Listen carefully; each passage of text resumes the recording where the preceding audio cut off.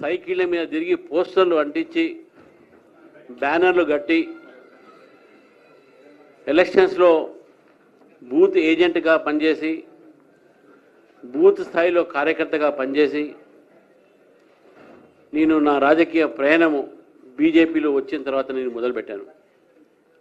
విద్యార్థి పరిషత్లో ఉన్న సమయంలో ఆ రోజులో ఉన్నటువంటి ఒక యాక్టివిజము అది భారతీయ జనతా పార్టీలో చేరిన తర్వాత కూడా నేను అది కొనసాగిస్తూ ఈరోజు కేంద్ర ప్రభుత్వంలో ఉన్నటువంటి ఒక భారతీయ జనతా పార్టీ నేతృత్వంలో ఎన్డీఏ ప్రభుత్వం దాదాపు 14-15 రాష్ట్రాల్లో భారతీయ జనతా పార్టీ స్వయంగా ప్రభుత్వం ఏర్పాటు చేసి 6 రాష్ట్రాల్లో కూటమితో ప్రభుత్వం ఉండి మరి అటువంటి పార్టీలో నేను కార్యకర్తగా పనిచేస్తూ ఈరోజు మా పార్టీ మా అధిష్టానం మా నేతలు నా మీద విశ్వాసం పెట్టి కార్యకర్తకు అధ్యక్ష పదవి ఇచ్చినంటే ఇది కేవలము కార్యకర్తగా నేను పనిచేసినటువంటి ఒక పనిని చూసి నాకు ఈ యొక్క అవకాశం ఇచ్చింది నేను భావిస్తూ ఉన్నాను.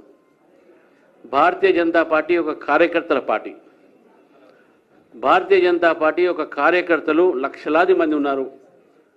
ఈరోజు తెలంగాణలో 40 లక్షల సభ్యత్వంతో కార్యకర్తలు బూత్ స్థాయిలో నుంచి పనిచేస్తూ పార్టీ కోసం అహోరాత్రులు పనిచేయడానికి సంకల్పంతో ఉన్నారు. గతంలో పార్టీ తక్కువ ఉన్న సమయంలో పార్టీ ఈ యొక్క రాష్ట్రంలో మొట్టమొదటిగా ఎప్పుడైతే ఈ రాష్ట్రంలో పెరుగుతున్న సమయంలో అనేక మంది కార్యకర్తలు వాళ్ళ ప్రాణ త్యాగాలు చేశారు. వారి యొక్క అన్ని రకాలుగా కుటుంబ త్యాగాలు చేశారు. ఎన్నో త్యాగాలు చేసిన తర్వాత పార్టీ ఈరోజు ఇంత దూరం వచ్చింది. మరి ఇంత పెద్ద పార్టీ 14 కోట్ల మెంబర్షిప్ ఉన్నటువంటి పార్టీ దానికి రాష్ట్ర స్థాయిలో నాకు అధ్యక్షత చేయడం అనేది ఉందో ఇది కేవలం కార్యకర్తల ఒక ఆశీర్వాదం అని చెప్పి నేను భావిస్తూ ఉన్నాను. నేను అహోరాత్రులు కూడా కార్యకర్తగా పనిచేస్తూ కార్యకర్తలు కూడా నేను మీ ద్వారా కోరుతా ఉన్నాను. తెలంగాణ ప్రజలు భారతీయ జనతా పార్టీ చూస్తూ ఉన్నారు. ప్రజల ఒక ఆకాంక్ష భారతీయ జనతా పార్టీని తీసుకురావాలి తెలంగాణలో అని నేను ఎప్పుడు చెప్తా ఉంటాను.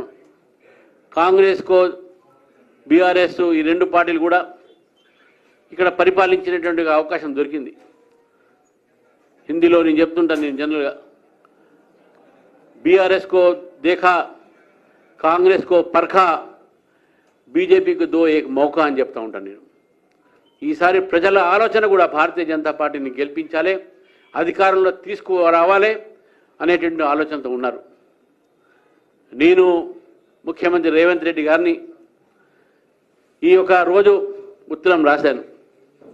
వారు చేసినటువంటి ఒక వాగ్దానాలు గతంలో ఎన్నికల సమయంలో మేనిఫెస్టో తీసుకొచ్చి ప్రజలను తప్పుదారి పట్టించి ప్రజలకు అనేకమైన వాగ్దానాలు చేసి రైతులకు వాగ్దానం చేసి విద్యార్థులకు వాగ్దానం చేసి 6 గ్యారంటీలు చెప్పి 420 వాగ్దానాలు చేసి ఏం చేసింది ఈరోజు ఈ కాంగ్రెస్ ప్రభుత్వం అని చెప్పేసి నేను ప్రజలు ముందు నేను ఈ ఒక ప్రభుత్వాన్ని అడుగుతున్నాను.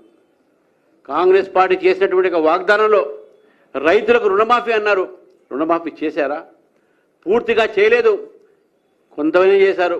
దాదాపు 2 సంవత్సరాలు అయినటువంటి ఈ ప్రభుత్వము ఇప్పటి వరకు చేసింది ఏంది అని అంటే ప్రజల ముందు వచ్చి మీడియాకు ముందు వచ్చి నా దగ్గర డబ్బులు లేవు, ప్రభుత్వం బికారీ అయిపోయింది, భిక్షం అడుక్కునే పరిస్థితి ఉంది, మీరే చెప్పండి, మీ యొక్క ఉద్యోగస్తులకు జీతాలు ఇచ్చే పరిస్థితి కూడా ఈ ప్రభుత్వానికి లేదని చెప్పి ప్రజల ముందు సిగ్గు లేకుండా ఏడ్చేటటువంటి ఒక ప్రభుత్వం ఇది.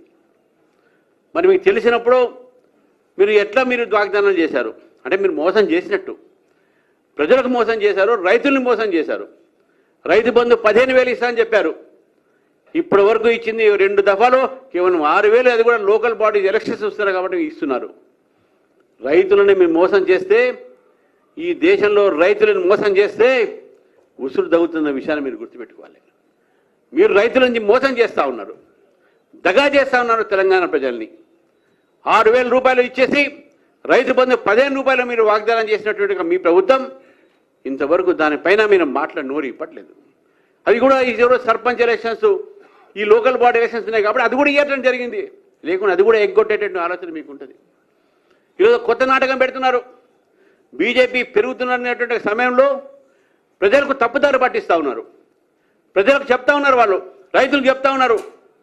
అగ్రికల్చర్ మినిస్టర్ ఉన్నటువంటి ఈ స్టేట్లో యూరియా లేదు, యూరియా లేదు. యూరియా కొరత వచ్చింది కాంగ్రెస్ ప్రభుత్వంలో, యూపీఏ ప్రభుత్వంలో. యూరియా కోసము రైతులు ఫర్టిలైజర్ షాపుల ముందు తిరిగి ఉండి నించొని అక్కడ కాపలా కాసి సూసైడ్లు చేసుకుని యూరియా దొరకకుండా, ఫర్టిలైజర్ దొరకకుండా, స్ప్యూరియస్ సీడ్స్ దొరికినటువంటి సమయంలో ఈ యొక్క కాంగ్రెస్ పార్టీలో అటువంటి పరిస్థితి చూసాం మనం. కానీ ఈరోజు భారతీయ జనతా పార్టీ ప్రభుత్వం ఈరోజు ఈ రాష్ట్రానికి 12.91 మెట్రిక్ మేము ఇవ్వడం జరిగింది. మీ యొక్క యూరియా, ఈ యూరియా సంబంధించినటువంటి ఏదైతే కొరత అని చెప్తా ఉన్నారో, మీ ఇప్పటికే 2 లక్షల టన్నులు ఎక్కువ యూరియా ఇచ్చినటువంటి విషయాన్ని ఈరోజు మీ ద్వారా మేము ప్రజలు చెప్తా ఉన్నాను. రైతులను తప్పుదారి పట్టిస్తూ ఉన్నారు. రైతులకు సరైన సమాచారం ఇవ్వట్లేదు. దీనిపైన మీరు చర్చకు సిద్ధం అంటే భారతీయ జనతా పార్టీ దీనిపైన చర్చకు సిద్ధం ఉంది. మీరు యూరియా ఇచ్చినటువంటి 2 లక్షల టన్నులు మీకు యూరియా ఎక్కువ ఇస్తే మా దగ్గర యూరియా లేదని చెప్తున్నారు. ఎక్కడ పోయినాయి మీకు కేంద్ర ప్రభుత్వం ఇచ్చిన యూరియా? ఏం చేశారా? యూరియాని మింగారా, తిన్నారా? రైతులకు యూరియాలు వేయలేని పరిస్థితి కేంద్ర ప్రభుత్వం ఇచ్చిన తర్వాత కూడా ఈ రకమైన పరిస్థితి ఈరోజు తీసుకొస్తారు. నిన్న పెట్టింది ఒక పెద్ద సభ. ఆ సభలో పేరు సామాజిక సమరత సభ ఏం పెట్టారు, పేరు పెట్టారు. ఆ సభలో సామాజిక న్యాయం చేస్తా అని చెప్పి సభలు పెట్టారు. ఏం న్యాయం చేశారండి ఆ సభలో? మోదీని మాత్రమే తిట్టారు, ఆర్ఎస్ఎస్ని తిట్టారు, బీజేపీని తిట్టారు. అదా మీ సామాజిక న్యాయం? మీరు పెట్టిన సభ ఏంది? మీరు మాట్లాడిన మాటలేంది? మీరు ఒక్కసారైనా అక్కడ బడుగు వర్గాల గురించి మాట్లాడారా? మోదీని తిట్టడమే సరిపోయింది. ఖర్గే గారు వారు మాట్లాడిన మాటలు చూస్తూ ఉంటే నిజంగా బాధ అనిపిస్తుంది. ఈ దేశానికి వారు దాదాపు 55 సంవత్సరాలు పరిపాలించిన కాంగ్రెస్ పార్టీ ఒక్కసారైనా ఈ ప్రజల గురించి ఆలోచించారా? కేవలం అవినీతిలో కూలి, అవినీతిలో మునిగి, అవినీతిలో తేలి ప్రజలు మిమ్మల్ని భరించలేక కాంగ్రెస్ ముక్త భారత్ చూడాలని చెప్పేసి మిమ్మల్ని మొత్తం కూడా 3 సార్లు ఓడగొట్టినటువంటి భారతదేశ ప్రజలు. ఈరోజు తెలంగాణలో కూడా అదే పరిస్థితి ఉంది. తెలంగాణలో ఆ రోజు మేము చెప్పాం బీఆర్ఎస్ ముక్త తెలంగాణ అని చెప్పి. ఈరోజు బీఆర్ఎస్ కాంగ్రెస్ ముక్త తెలంగాణ అనేది భారతీయ జనతా పార్టీ నిర్ణయిస్తూ ఉంది. భారతీయ జనతా పార్టీ మేము కేవలం అధికారం కోసమే కాదు, ప్రజల కోసం కూడా మేము పనిచేసేటువంటి పార్టీ మాది. మీరు కేవలం అధికారం కోసం పనిచేసే పార్టీ మీది. అధికారంలో పాటు మీరు అవినీతి చేసేటువంటి పార్టీ మీది. ఏఐసిసి అంటే ఆల్ ఇండియా చీటింగ్ కమిటీగానే ఆల్ ఇండియా కాంగ్రెస్ కమిటీ కాదు మీది.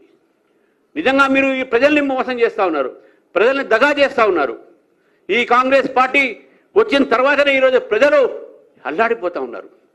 ఇంత తక్కువ సమయంలో ఈ యొక్క ప్రభుత్వం మీద వ్యతిరేకత బహుశా ఏ ఒక్క రాష్ట్రంలో కూడా ఏ పార్టీ కూడా రాకపోవచ్చు. కాంగ్రెస్ పార్టీ అనుకుంటుంది రేపు లోకల్ బాడీ ఎలక్షన్స్ మేము గెలుస్తామని చెప్పేసి. లోకల్ బాడీ ఎలక్షన్స్లో ఈ యొక్క ప్రజలు, తెలంగాణ ప్రజలు మీకు చుక్కలు చూపెడతారు. మీరు చెప్తున్నారు 100 సీట్లు గెలుస్తాం మేము ఎమ్మెల్యేలు, 15 సీట్లు మేము ఎంపీ గెలుస్తామని చెప్పేసి మీరు ఏదో వాగ్దానం చేస్తున్నారు. మన ఒక మల్లికార్జున ఖర్గే గారే గెలవలేకపోయారు. వారి ముందు మీరు వాగ్దానం చేస్తున్నారు.